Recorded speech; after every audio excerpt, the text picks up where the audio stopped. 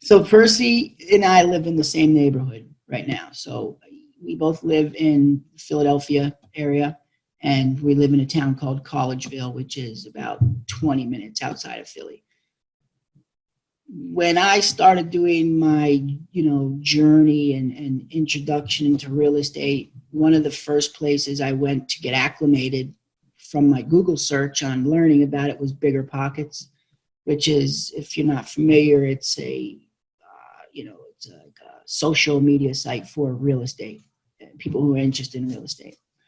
So I went in there and I found out, you could see where people are from and everything. And I came across Percy's, a couple of his posts, saw that he was from the same town as me. So I reached out to him with a private message there, and we got to meet up a couple times. We had a couple discussions. He told me a little bit about what he was doing. I was telling him what I was, looking to do.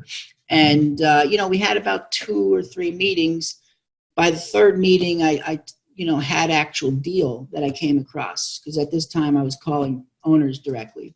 And I had found a guy who was interested in selling, and he sent me the financials to his deal, so I had the actual rent roll and P&L that I had gone over. And I said, hey, listen, here's a deal that I was able to get off market direct with the seller. There's no brokers involved. Directly, spoke to the managing partner of this deal. And, here's the financials, here's the numbers. I crunched the numbers, came up with a back of the envelope valuation. And I said, you interested in going forward and trying to put an offer here and seeing if we could take this deal down. So he seemed intrigued and he was interested. So from there, we never got that deal. It didn't work out, but from there it kind of built momentum. So we found another deal and then another deal. And at that time I was still working at my job. He was doing other things on the side.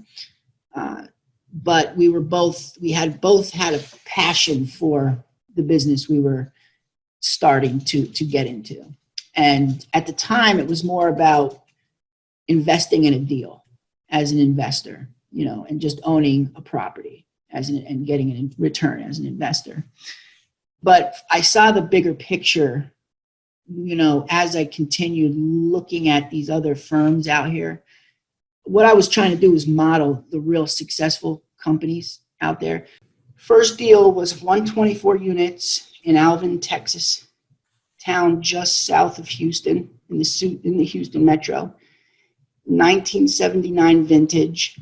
We bought it when there was a fire while we were under contract that burned the building down. We lost 12 units.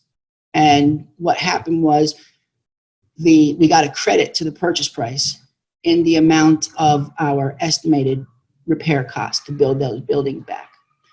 So that was our first deal that we kind of went into those problems and had to learn by a baptism by fire, first having to deal with a closing where there was a fire, in the interim, and then 2, having to build back 12 units in addition to repositioning the tenant base, because that deal was owned by a mom and pop investor that managed it himself.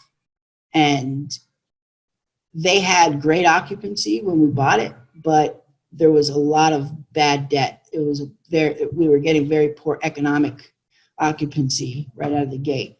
So we had to go through the process of repositioning the tenant base, requalifying the tenants, remarketing the property, basically doing a full turnaround of the market reputation for the building. And it's really worked out well. I'm very proud of that deal because we took a lot of negative feedback on that project.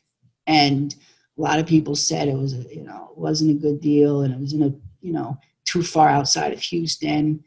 And we stood by our initial, our intuition that it was in a good market that is going to be seeing growth, that there's no new supply coming on.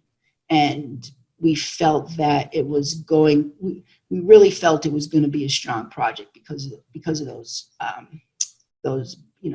few metrics. And it's turning out it's working out based on what we planned. We've been able to, since we got over the hurdle of renovating, the units and repositioning the tenant base, we've been up over 95% now since the end of Q4 of year one and into Q1 of year two. We've been up over 95%. So, and now going into the spring leasing season, we're putting an exterior coat of paint on, and we're repaving and striping the parking lot to improve the curb appeal. I think that's going to be have a huge impact, on how well we hit the spring leasing season.